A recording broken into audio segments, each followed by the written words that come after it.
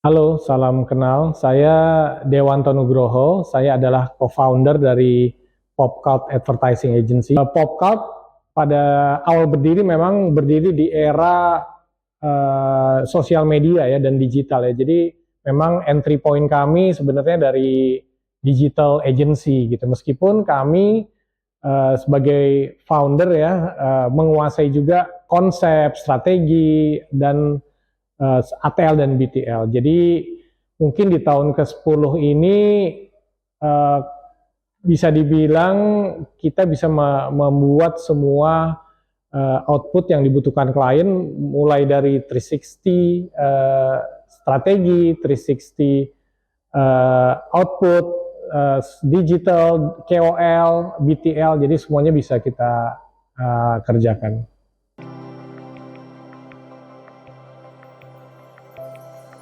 Tentunya tugas saya itu ada eksternal dan ada internal gitu ya. Di eksternal saya bertanggung jawab untuk bagaimana membangun awareness. Sebenarnya kan Popcult adalah sebuah brand ya, sebuah produk ya. Jadi bagaimana saya tetap bikin brand Popcult itu eksis, dikenal banyak orang gitu ya. Lalu orang punya persepsi positif terhadap Popcult gitu ya. Jadi daily saya itu lebih kepada bertemu dengan banyak orang, building network, convince klien gitu ya.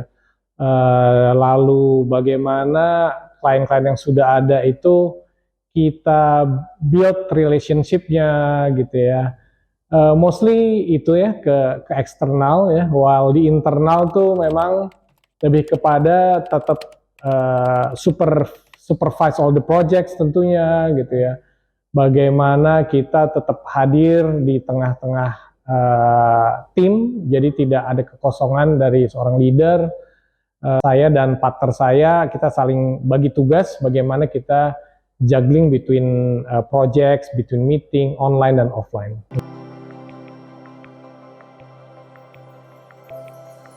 Aset terbesar kita adalah talents ya. Jadi we have to make sure that we have the best talents that we can have supaya kita tentunya bisa bersaing dengan agensi-agensi di luar sana gitu ya. Tentunya apa yang kita tawarkan benefit secara benefit juga harus bersaing, lalu bagaimana mereka bisa merasa nyaman di tempat bekerja gitu ya. Kita support dengan tim yang juga punya kapabilitas yang setara gitu ya. Lalu kita ada apa namanya sesi-sesi brainstorm yang semuanya terlibat, semuanya bisa mengutarakan pendapat, mengeluarkan ide-ide mereka gitu. Jadi itu yang selalu kita pupuk ya. Kita di sini mungkin we are very serious on our work, on our output.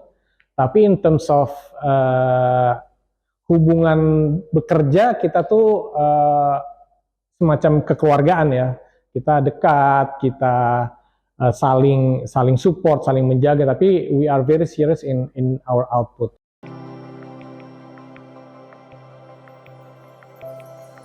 Iklan atau konten itu makin jadi pendek ya, short format ya.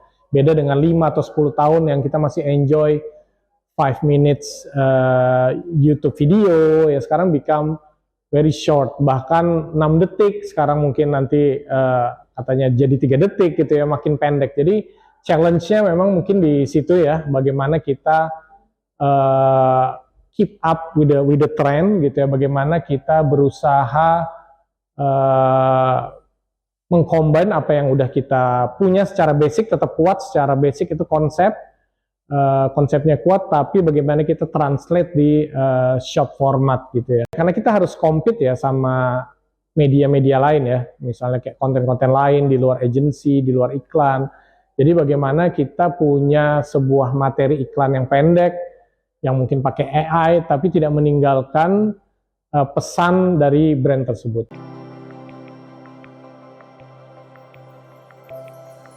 Itu salah satunya kita pernah bikin campaign untuk Nestle Bear Brand, namanya 365 alasan gitu ya. Eh, itu sangat menarik karena pada saat kami tanganin, Bear Brand itu mempunyai kelebihan ya sebagai susu yang dipersif as susu yang ampuh ya. Tapi kelebihan itu juga menjadi setback, menjadi backfire juga karena ampuhnya dia hanya dikonsum pada saat-saat tertentu, pada saat sakit, pada saat kita tidak enak badan, dan itu yang menjadi problem dari brand tersebut.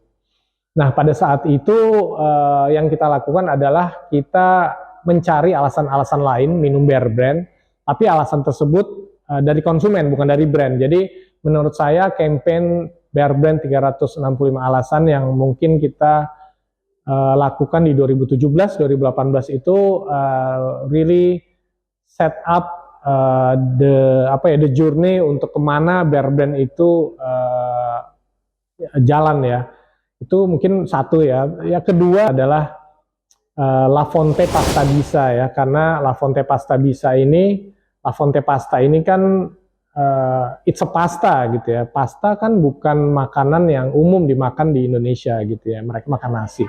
Jadi orang Indonesia itu hanya masak pasta pada saat-saat tertentu, pada saat weekend gitu ya, atau pesta, sehingga konsumsi pasta tuh jadi tidak terlalu banyak gitu ya. Nah, bagaimana kita merubah persepsi itu bahwa memasak pasta itu sebenarnya gampang, mudah, dan bisa dimakan kapanpun.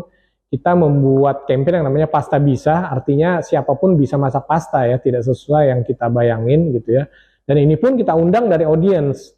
Jadi kalau sebelum campaign itu yang kita tahu di Indonesia pasta paling populer adalah Bolognese gitu, terus aglio olio gitu. Tapi dengan campaign ini kita mendapatkan 5.000 resep baru gitu ya dari audience, dan itu menambah konsiderasi orang untuk makan pasta, bahwa pasta itu tidak hanya seperti di restoran gitu ya yang harus pakai daging gitu ya, pakai udang, tapi bisa pakai apapun. Jadi menarik banget yang masuk tuh pasta pakai tempe, pasta manis, kolak pasta. Jadi itu dua itu menurut saya yang menjadi campaign paling memorable di PopCup.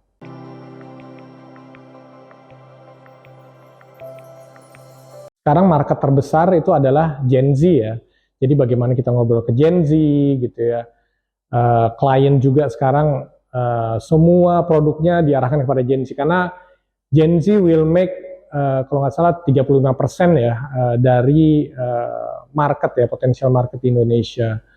Jadi what we have to do is tentunya kita harus punya banyak anak-anak Gen Z gitu ya, yang mengerti apa yang mereka bicarakan. Jadi we have a strong insight of the Gen Z gitu ya. Dan kita combine juga dengan tim yang lebih senior gitu ya. Jadi the combination of the Gen Z, the millennials, dan juga gen-gen lain gitu ya, will make up a very good, I think, team for our project ya.